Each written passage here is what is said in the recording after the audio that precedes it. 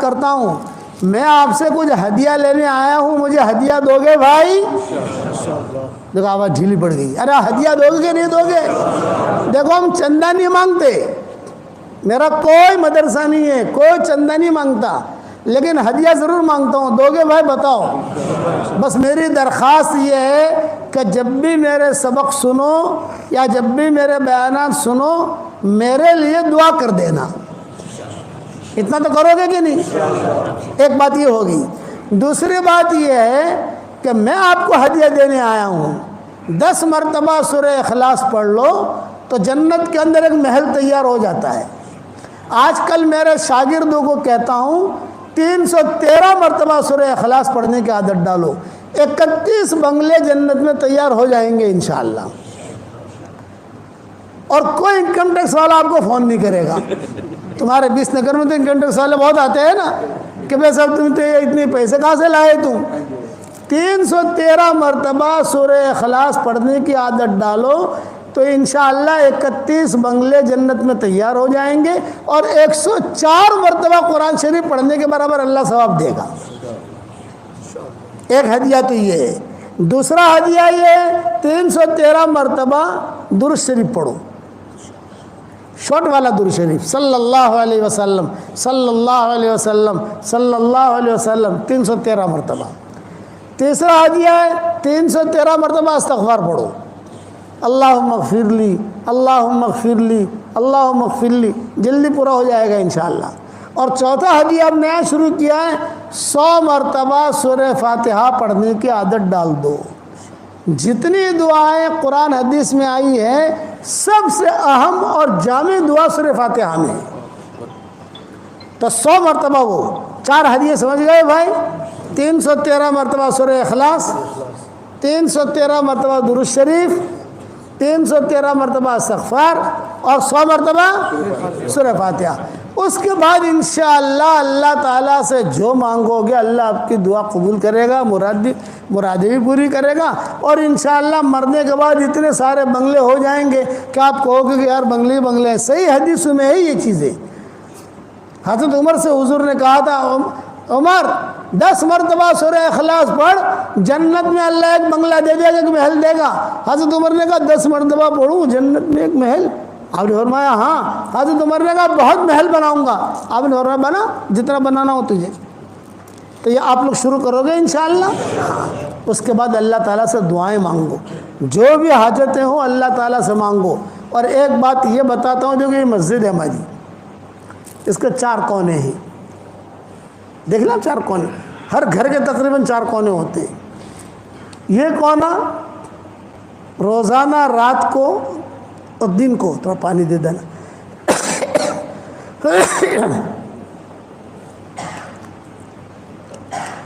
ایک مرتبہ صبح ایک مرتبہ رات کو آیت الکرسی پڑھ کے دم کر دو, پھر وہاں آیت الکرسی پڑھ کے دم کر دو, پھر یہاں آیت الکرسی پڑھ کے دم کر دو, پھر یہاں آیت الکرسی پڑھ کے دم کر دو. تو انشاءاللہ یہ جادو جنات یہ سارے کے سارے حسد وسد سب ختم ہو جائے گا, اور انشاءاللہ اللہ تعالیٰ پیسہ بھی بہت دے گا, حلال مال. اور یہ کون کرتا تھا؟ عبد الرحمن ابن عوف کرتے تھے. حضرت عبد الرحمن ابن عوف کا معمول تھا, صحابہ کو کہتے تھے دیکھو اللہ نے مجھے کتنا مال دیا ہے. اتنا مال تھا عبد الرحمن ابن عوف کے پاس, اتنا مال تھا. جب ان کا انتقال ہوا اتنا سونا نکلا, اتنا سونا نکلا کہ سونا توڑتے توڑتے کدالیاں ٹوٹ گئی, سونا ختم نہیں ہوا. تقسیم کر دے, توڑ توڑ کے تقسیم کیا, یہ تیرا یہ تیرا یہ تیرا. بولتے تھے یہ برکت ہے آیت الکرسی کی. ان کا معمول تھا یہ میں نے میری کتاب بکھرے موتی میں حوالوں کے ساتھ لکھ دیا ہے, وہاں دیکھ لینا آپ. اب تو حوالے مجھے یاد نہیں, میں میری کتاب کا حوالہ تو دے سکتا ہوں کہ میں نے وہاں لکھا ہے, دیکھنا. یہ بھی کرو تو انشاءاللہ آج کل گھروں میں جو لڑائیاں ہوتی ہیں یہ لڑائیاں دور ہو جائیں گی, گھروں میں جو پریشانیاں ہوتی ہیں. اور ایک اہم بات بتاتا ہوں, ٹاپ 1 بننا چاہتے ہو خاموش رہنا سیکھو, اور ٹاپ 2 بننا چاہتے ہو تو بدتمیزی کا جواب مت دو. کوئی بدتمیزی کرے تمہارے ساتھ اس کا جواب مت دو. اور ٹاپ 3 بننا چاہتے ہو تو اس کے اندر یہ کہ کوئی آپ کے ساتھ بد اخلاقی کرے آپ اخلاق سے جواب دو. یہ 3 نصیحتیں میری عمل کر لو آپ، انشاءاللہ کبھی لڑائی نہیں ہوگی۔ لڑائیاں کہاں ہوتی ہیں؟ ہر آدمی چاہتا ہے کہ میں بڑھا، اور بولتا بہت ہے۔ زیادہ بولنا کمال کی چیز نہیں ہے، خاموش رہنا کمال کی چیز ہے۔ زیادہ کھانا کمال کی چیز نہیں ہے، کم کھانا کمال کی چیز، اسی لیے روزہ رکھوایا۔ تو زیادہ بولو گے تو نہیں انشاءاللہ۔ اور یہ مضمون جو ہے میں نے حضور صلی اللہ علیہ وسلم کی وفات کا یہ یہاں تک میں نے پورا کر دیا۔ ہو سکتا ہے کل اگر جہاں جا رہے ہیں ہمارا پروگرام ہے کل کسی بھی جگہ، تو وہ اس کو آگے لے کے چلیں گے اسی مضمون کو، یہ جو لوگ سن لیں گے ویڈیو میں جہاں پر بھی ہوگی انشاءاللہ۔ اور دعوت کے کام کو اپنا کام بناؤ انشاءاللہ، بناؤ گے انشاءاللہ؟ ہاں۔ چلہ کون کون دے گا بھائی؟ ذرا ہاتھ اوپر کر لو۔ واہ واہ واہ واہ واہ واہ، ماشاءاللہ اچھے لوگ ہیں، بس نگر کے لوگ بہت اچھے ہیں، سیدھے جنت میں چلے جائیں گے انشاءاللہ۔ میں دعا کرتا ہوں جس اللہ نے ہمیں یہاں جمع کیا، بھائی اللہ ہم سب کو جنت الفردوس میں حضور صلی اللہ علیہ وسلم کے پڑوس میں ہماری قیامت تک کی آنے والی نسلوں کے ساتھ اللہ ہم سب کو جمع فرما دے۔ اور جو میرے لیے دعا کرتا ہے میں اس کے لیے دعا کرتا ہوں، میرے لیے دعا کرو گے انشاءاللہ۔ اور میرا واٹس ایپ پر سبق یہاں 20 نگر پہنچتے کہ نہیں پہنچتے بھائی؟ پہنچ جاتے ہوں گے۔ وہ سنو، سن کر کسی اپنی بیوی کو سناؤ، بچے کو سناؤ۔ میں ہبلی گیا تھا، ہبلی، وہاں ایک نوجوان ملا، اس نے کہا کہ آپ کا سبق میں اکیلا 9 لاکھ آدمیوں کو بھیجتا ہوں، اور اللہ نے مجھے بہت پیسہ دیا ہے، تو میں نے آپ کے سبق کے لیے 11 موبائل خریدے ہیں، آپ کا سبق بھیجتا رہتا ہوں۔ آپ لوگ بھی آگے بڑھاؤ سبق، اللہ رسول کی بات ہوتی ہے، 2-2 منٹ کے 4-4 منٹ کے تو سبق ہوتے ہیں، 5-5 منٹ کے سبق ہوتے ہیں، اتنا ٹائم تو نکالنا پڑے گا بھائی۔ کرو گے انشاءاللہ؟ اللہ تعالیٰ ہم سب سے راضی ہو جائے، کہو آمین، دعا کر لیں۔ اللہم صلی علی محمد وعلی آل محمد کما صلیت علی ابراہیم وعلی آل ابراہیم انک حمید مجید۔ اے اللہ ہمارے گناہوں کو معاف فرما، ہماری خطاؤں سے درگزر فرما، ہمارے ان دوستوں کو قبول فرما، پورے 20 نگر والوں کو قبول فرما، ان کے مردوں کو قبول فرما، ان کی عورتوں کو قبول فرما۔ انہوں نے کھلایا اپنی طاقت کے مطابق، تو ان کو اور ہم سب کو کھلا تیری شان کے مناسب۔ اچانک کا خیر ہمیں نصیب فرما، اچانک کے شر سے تو ہماری حفاظت فرما۔ اے اللہ میری تشکیل پر جو روزانہ 313 مرتبہ سورہ اخلاص پڑھے، اور 313 مرتبہ درود شریف پڑھے، اور 313 مرتبہ استغفار پڑھے، اور 100 مرتبہ سورہ فاتحہ پڑھے، اے اللہ اس کی ساری دعاؤں کو قبول فرما، اس کی پریشانیوں کو دور فرما، اس کی حاجتوں کا غیب سے تکفل فرما۔ اچانک کا خیر ہمیں نصیب فرما، اچانک کے شر سے تو ہماری حفاظت فرما۔ ہمارا کھویا ہوا دین واپس دے دے، ہمارا کھویا ہوا قرآن واپس دے دے، ہماری کھوئی ہوئی عزتیں واپس دے دے۔ میری اس دعا پر دنیا بھر میں جہاں کہیں آمین کہی جائے، اس کے جائز مرادوں کو پوری فرما، اور ان کی پریشانیوں کو دور فرما۔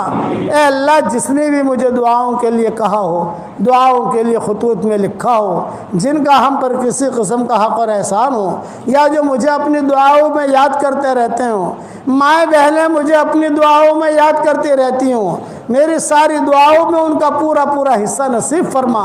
اے اللہ جو مانگا وہ عطا فرما، مانگنے سے رہ گیا وہ عطا فرما۔ ہواؤں کے ساتھ جو خیریں آتی ہے وہ خیریں ہمارے لیے مقدر فرما، اور ہواؤں کے ساتھ جو برائیاں آتی ہیں ان برائیوں سے تو ہماری حفاظت فرما۔ اے اللہ میری دعا پر آمین کہنے والے، آمین کہنے والیاں بہت دنیا میں موجود ہیں، ان کے جائز مرادوں کو آپ جانتے ہیں، عافیت سے ان کے جائز مرادوں کو پوری فرما کر اس میں خیر کی شکلیں اور صورتیں پیدا فرما۔ اور جس کرم سے آپ نے ہمیں یہاں جمع کیا ہے، تیرے اسی کرم سے جنت الفردوس میں تیرے نبی کے پڑوس میں ہماری قیامت تک کی آنے والی نسلوں کے ساتھ تو ہم سب کو جمع فرما دے، اور اپنے فضل و کرم سے ہماری دعاؤں کو قبول فرما۔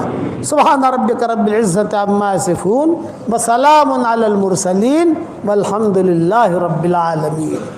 یہاں امام صاحب کون ہیں؟ چھٹی پر گئے ہیں، یعنی کتنے امام ہیں یہاں پر؟ نہیں امام کون ہے؟ کتنے ہیں؟ 8 امام؟ اس مسجد کا امام کتنا ہے؟ چھٹی پر گئے نا؟ تو دیکھو میری عادت ہے میں جہاں پر بھی جاتا ہوں وہاں امام کو اور مؤذن کو میری ایک برکت والی تسبیح دیتا ہوں. یہ میری تسبیح ہے، اس کا نام ہے جاندار، شاندار، مالدار، دیندار، ایماندار. کتنا نام ہے بھائی؟ 5.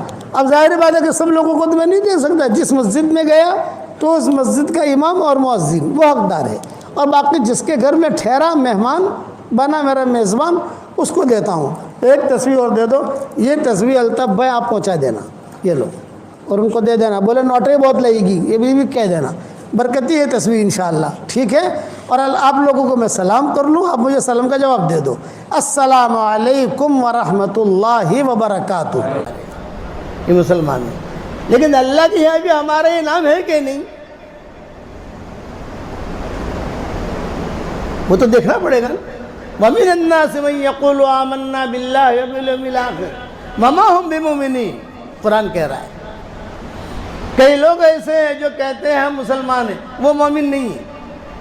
یخادعون اللہ کو دھوکہ دیتے ہیں. ہر رکعت میں سورہ فاتحہ پڑھتے نہیں پڑھتے ہیں، اور کیا کہتے ہیں؟ ایاک نعبد و ایاک نستعین. تیری ہی عبادت کرتے ہیں، تجھے سے مدد مانگتے ہیں. اب ہر رکعت میں ہم یہ کہتے ہیں، لیکن کبھی سوچا کہ ہمارے دل میں بھی ہے کہ نہیں چیز؟ خالی زبان سے کہتے ہیں. زبان نے کہہ بھی دیا لا الہ تو کیا حاصل.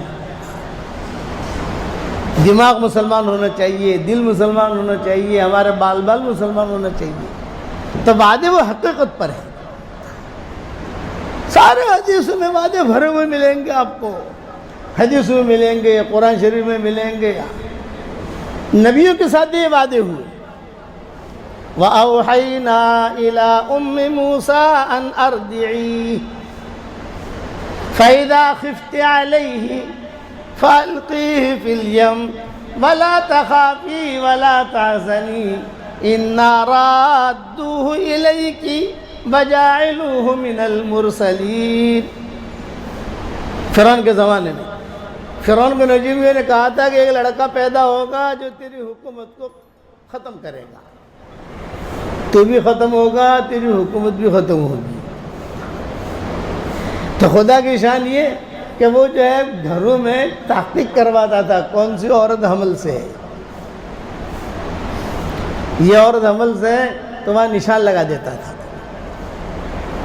دیکھو لڑکی پیدا ہوئی چھوڑ دو، لڑکا پیدا ہوا قتل کرو. موسیٰ علیہ السلام بھی اسی زمانے میں حمل ٹھہرے. وہ نجمی ہوتے تھے اس زمانے میں، ستاروں کے کھیل والے. اس زمانے میں ان کے یہ چیزیں چلتی تھی. ہمارے شریعت نے آ کر اسے ختم کر دی. وہ بڑے بڑے نشانات کر دیتے تھے. اور جو پولیس ہوتی تھی لیڈیز پولیس، اسے رکھ دیتے تھے. چاہے لیڈیز پولیس ہو، مرد ہو، عورتوں کو دیکھو کیا پیدا ہوتا ہے، بس اتنا اور کچھ نہیں. لیکن اللہ ہے. ہر چیز ہر منزل میں اللہ کی محتاج ہے. اللہ کسی منزل میں کسی چیز کا محتاج اور پابند نہیں ہے. دکان اپنے وجود میں اللہ کی محتاج ہے، باقی رہنے میں اللہ کی محتاج ہے، نفع پہنچانے میں اللہ کی محتاج ہے، نقصان پہنچانے میں اللہ کی محتاج ہے. جتنی منزلیں اس دکان پر آئیں گی اس میں ہر منزل میں اللہ کی محتاج ہے. اللہ کسی منزل میں اس دکان کا محتاج اور پابند نہیں ہے. کہ جتنے منزلیں آئیں گی دکان محتاج، اور دکان پر بیٹھنے والا عبداللہ یہ بھی محتاج. مخلوق ہے نا، مخلوق جو ہوتی ہے محتاج ہوتا ہے. کہ دکان محتاج اور دکان پر بیٹھنے والا عبداللہ یہ بھی محتاج. دو محتاج جب جمع ہوتے ہیں ضرورت پوری نہیں ہوتی، ضرورت اور بڑھ جاتی ہے. اندھا اندھے سے کہے چل تجھے رستہ دکھاؤں، ارے تو مجھے کیا رستہ دکھائے گا، تو خود تو اندھا ہے. لنگڑا لنگڑے سے کہے میرے کندھے پر بیٹھ جا میں تیری منزل تک پہنچا دوں، تو تو خود لنگڑا ہے، مجھے کیا پہنچائے گا. اس لیے ہمیشہ ایمانیات کا آدمی بولتا رہے. خدا کے یہاں سب سے بڑا جرم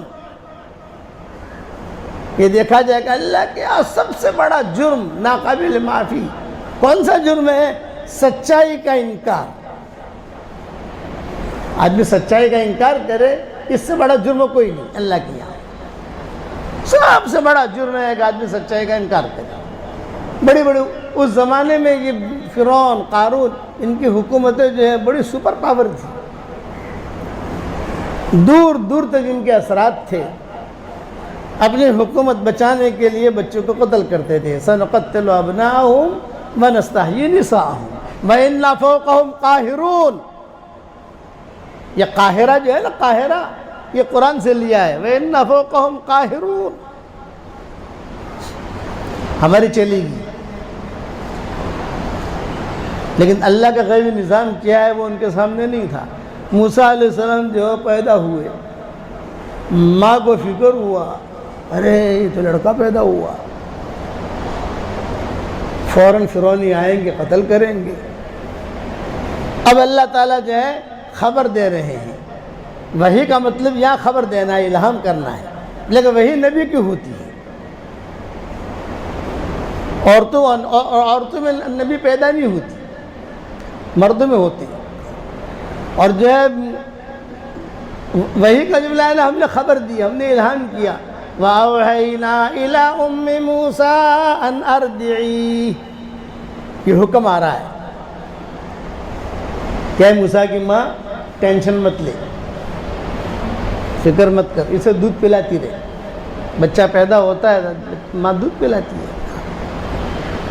دوسرا فَإِذَا خِفْتِ عَلَيْهِ فَأَلْقِيهِ فِي الْيَمِّ وَلَا تَخَافِي وَلَا تَحْزَنِي إِنَّا رَادُّوهُ إِلَيْكِ وَجَاعِلُوهُ مِنَ الْمُرْسَلِينَ۔ جب تجھے ڈر لگنے لگے، کھڑکھڑاہٹ ہوتی ہے نا، یہ گھر دیکھ رہے ہیں، وہ گھر دیکھ رہے ہیں، یا یہاں آئے پولیس والے، وہاں آئے سب، جب تجھے ڈر لگے کوئی ٹینشن مت لے، اس بچے کو لے کر سمندر میں ڈال دے، دریائے نیل وہاں ڈال دے۔ اب دیکھو ماں کی گود یہ حفاظت کا نقشہ ہے، اور سمندر یا دریائے تباہی بربادی کا نقشہ ہے نا۔ تو اللہ کا حکم مزاج اور طبیعت کے خلاف تو ہو سکتا ہے، لیکن حکمت اور مصلحت کے خلاف نہیں ہو سکتا۔ یہ اصول یاد رکھنا، حکم الہی مزاج اور طبیعت کے خلاف تو ہوگا کہ یہاں حکم الہی ہے، سمندر میں ڈال دیں۔ ارے اللہ تعالیٰ میری گود جو ہے یہ تو حفاظت کا نقشہ ہے، سمندر تو تباہی بربادی کا نقشہ ہے۔ کیسے بولے؟ نہیں، ہم جیسا کہیں ویسا تم کر کے دکھلا دو، پھر تم جیسا کہو گے ویسا ہم کر کے دکھلا دیں گے۔ یہ ہے پوری شریعت، ہم جیسا کہیں ویسا تم کر کے دکھاؤ۔ لیکن آج ہمارے مزاج کیا ہو گیا؟ اللہ پاک آپ جیسا کہیں ویسا کرنے کا ہمارے پاس ٹائم نہیں، لیکن ہم جیسا کہیں ویسا آپ کر کے دکھلا دو۔ لڑائی یہاں ہو رہی ہے، کہنا یہ نہیں ہوتا۔ پھر اللہ نے وعدہ بھی کر لیا، میں نے کہا نا وعدہ، اللہ وعدہ کر رہے تو ایسا کرے گی تو میں کیا کروں گا؟ لا تخافی ولا تحزنی، بالکل فکر مت کرنا، ٹینشن مت لینا، اللہ کہہ رہے ہیں اسی بچے کو ہم تیری طرف لوٹائیں گے اور نبی بھی بنائیں گے۔ رسول نبی، رسول میں نبی میں فرق ہے۔ اتنا بڑا درجہ دیا اللہ تعالیٰ نے موسیٰ علیہ السلام کو کہ قرآن شریف کے 28 پارے ہیں، 30 پارے ہیں، 30 پاروں میں سے 28 پاروں میں ان کا تذکرہ ملتا ہے، صرف 2 پاروں میں موسیٰ علیہ السلام کا تذکرہ نہیں ہے، 5واں پارہ اور 14واں پارہ، باقی صاحب 28 پاروں کے اندر موسیٰ موسیٰ موسیٰ موسیٰ موسیٰ، بالواسطہ یا بلا واسطہ اللہ تعالیٰ بیان کریں گے، کبھی نام لے کر بیان کریں گے، کبھی بغیر نام کے بیان کریں گے، قصہ ان کا ہوگا، نام نہیں لیں گے ان کا اپنا، لیکن 30 پارے ہیں، 30 پاروں میں سے 28 پاروں میں ان کا تذکرہ کیا ہے۔ کسی نبی کا اتنا تذکرہ نہیں کیا اللہ نے۔ ابتدا یہ ہے اور انتہا وہ ہے کہ قرآن میں ان کا 28 پاروں میں تذکرہ آ رہا ہے، اور ابتدا یہ ہے کہ سمندر میں ڈالا جا رہا ہے۔ وعدہ کیا لا تخافی ولا تحزنی، خوف مت کرنا، غم مت کرنا، ٹینشن مت لینا، ارے میرے بچے کا کیا ہوگا، یہ آدمی کو ڈر لگتا ہے نا بچہ ڈوب جائے گا، یہ ہوگا، بالکل فکر مت کرنا. اِنَّا رَادُّوهُ إِلَيْكِ وَجَاعِلُوهُ مِنَ الْمُرْسَلِينَ. 2 وعدے کیے، اسی بچے کو میں تیری طرف لوٹاؤں گا. اللہ پاک کیسے لوٹائیں گے؟ کہ وہ تجھے نہیں پوچھنا، وہ ہم کریں گے. اور نبی بناؤں گا، بہت ٹاپ پہ لے جاؤں گا، بس میں جیسا کہوں ویسا کر. چھوٹی سی صندوق چین لی موسیٰ علیہ السلام کے والدہ نے. جب لگنے لگا کہ بس آنے والے ہیں، آدمی کو اندازہ لگتا ہے نا کہ اب آنے والے ہیں، قتل کریں گے میرے بچے کو، چھوٹی سی صندوق چین لی اور صندوق لے کر دریائے نیل کے کنارے پر جا کر وہاں ڈال دی. اور اللہ بھروسے، بس اللہ نے کہا ہے ہم جیسا کہیں. یہ جملہ یاد رکھنا. میرے والد صاحب رحمۃ اللہ نے بار بار اسے فرماتے تھے کہ اللہ جیسا کہے ویسا کر کے دکھلاؤ، تو پھر ہم جیسا کہیں گے ویسا اللہ کر کے دکھائے گا. اب فرعون تو اس کی بیوی تھی آسیہ، یہ دیندار تھی. قرآن میں اس کا تذکرہ بھی آتا ہے، دعا بھی ملتی ہے. جنت میں حضور صلی اللہ علیہ وسلم کے ساتھ آسیہ کا نکاح ہوگا، یہ بھی حدیثوں میں آتا ہے. چنانچہ اس کا معمول تھا روزانہ فجر کی نماز کے بعد صبح سورج طلوع ہونے سے پہلے پہلے یہ سمندر کنارے ٹہلنے نکلتی تھی. معمول تھا اس کا، اپنی باندیوں کے ساتھ. رانی ہے نا، ٹہلنے کے لیے نکلتی تھی روزانہ، اس کا معمول تھا. اور 5-6 دنوں سے وہ خواب بھی دیکھ رہی تھی، لیکن خواب کسی کے سامنے بیان نہیں کرتی تھی.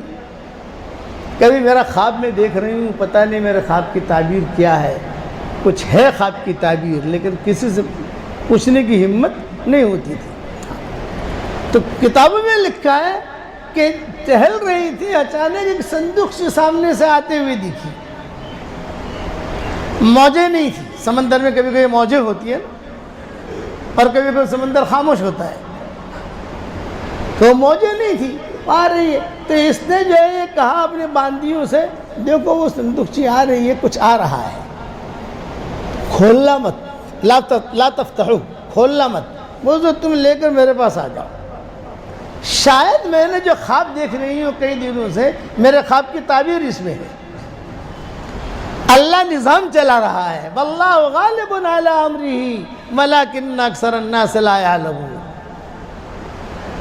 اللہ نظام چلاتا ہے، عام لوگ سمجھتے نہیں کہ اللہ کا کیا نظام ہے. چنانچہ روایت میں یہ ہے وہ صندوق لے کر آئی.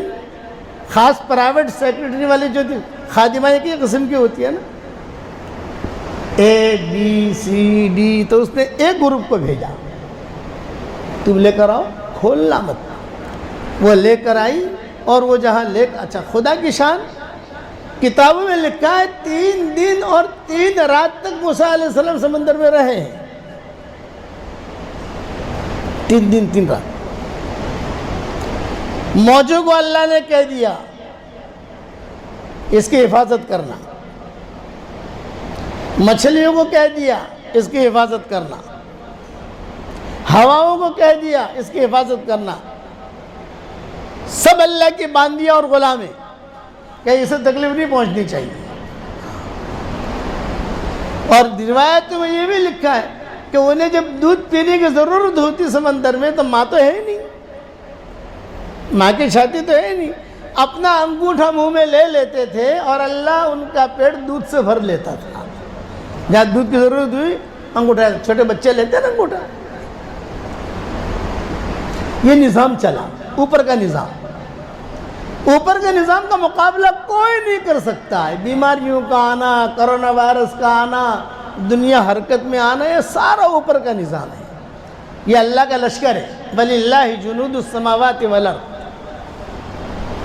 عام لوگ نہیں سمجھتے، لوگ صرف اسے دیکھتے ہیں جو ان کو دکھائی دیتا ہے، لیکن پردے کے پیچھے کرنے والا کون ہے؟ کہ اللہ ہے. 3 دن 3 رات تک موسیٰ علیہ السلام رہے سمندر میں بچپن میں. اور ماں یہاں ٹینشن میں ہے کہ میرے بیٹے کا کیا ہوگا، میرے بیٹے کا کیا ہوا، میرے بیٹے کا کیا ہوا. اور یہاں تو تسلی دے رہے ہیں لا تخافی ولا تحزنی، ٹینشن مت لے، ہم تیرے ہی پاس لوٹاؤں گا، میں نبی بناؤں گا۔ اب یہ صندوق سے آئی تو سب سے پہلے آسیہ نے کھولا، جو آسیہ نے کھولا تو موسیٰ علیہ السلام لڑکا یعنی مصر میں لڑکے کا ہونا بہت بڑا جرم، کسی کے گھر میں لڑکا پیدا ہو جائے یہ تو شاہی حکومت کے خلاف۔ پوری رات موسیٰ علیہ السلام نے ٹھنڈی ٹھنڈی ہواؤں میں سمندر میں رات گزاری، اور جہاں آسیہ نے کھولا تو موسیٰ علیہ السلام ہنسے، جہاں ہنسے تو موسیٰ علیہ السلام کے ہنسنے کی وجہ سے یہ جتنی باندیاں تھی حضرت آسیہ تھی، اللہ نے ان کے دل میں محبت ڈالی۔ بچہ جب پوری رات سوتا ہے میٹھی نیند اور صبح اٹھتے ہنسے تو ماں باپ کے دل میں محبت آتی نہیں آتی؟ ماں باپ پیار کرتے ہیں، گلے سے لگاتے ہیں۔ اچھا دیکھو دیکھو بھی یہ لڑکا ہے کہ لڑکی ہے، دیکھو لڑکا ہے کہ وہ جو خادم آئی تھی دیکھا، جو کہا آپا یہ تو لڑکا ہے۔ تھوڑی سی یہ بھی سہمی کہ بھی لڑکا ہے تو لڑکا کا رکھنا تو جرم ہے، اور میں تو رانی ہوں۔ اس کو اللہ قرآن میں کہتے ہیں فَالْتَقَطَهُ آلُ فِرْعَوْنَ لِيَكُونَ لَهُمْ عَدُوًّا وَحَزَنًا إِنَّ فِرْعَوْنَ وَهَامَانَ وَجُنُودَهُمَا كَانُوا خَاطِئِينَ۔ فرعون کے گھر والوں نے اچک لیا اور سیدھا فرعون کے بیڈ روم میں لے گئی جہاں فرعون سویا ہوا تھا، اور فرعون کو جگایا، یوں کہا کہ دیکھ میں ایک لڑکا لائی ہوں۔ فرعون نے کہا وہ لڑکا وہ تو لڑکے کے نام سے ڈرتا تھا۔ مصر میں عورتیں جو ہوتی تھی وہ حاملائیں ہوتی تھی تو عورتوں کو اتنی تکلیف اپنے پیٹ میں نہیں ہوتی تھی، اس سے ڈبل تکلیف فرعون کے پیٹ میں شروع ہو جاتی تھی کہ پتہ نہیں لڑکا ہے کہ لڑکی، پتہ نہیں لڑکا ہے کہ لڑکی۔ فَالْتَقَطَهُ آلُ فِرْعَوْنَ لِيَكُونَ لَهُمْ عَدُوًّا وَحَزَنًا إِنَّ فِرْعَوْنَ وَهَامَانَ وَجُنُودَهُمَا كَانُوا خَاطِئِينَ۔ گھر والوں نے اچک لیا، فرعون کو جا کر کہا لڑکا لائی، اور پھر ایک وَقَالَتِ امْرَأَتُ فِرْعَوْنَ قُرَّةُ عَيْنٍ لِّي وَلَكَ لَا تَقْتُلُوهُ عَسَىٰ أَن يَنفَعَنَا أَوْ نَتَّخِذَهُ وَلَدًا وَهُمْ لَا يَشْعُرُونَ۔ فرعون نے کہا کہ ارے لڑکا صبح صبح کیا نام لے رہی ہے تو؟ حضرت آسیہ نے جواب دیا دیکھ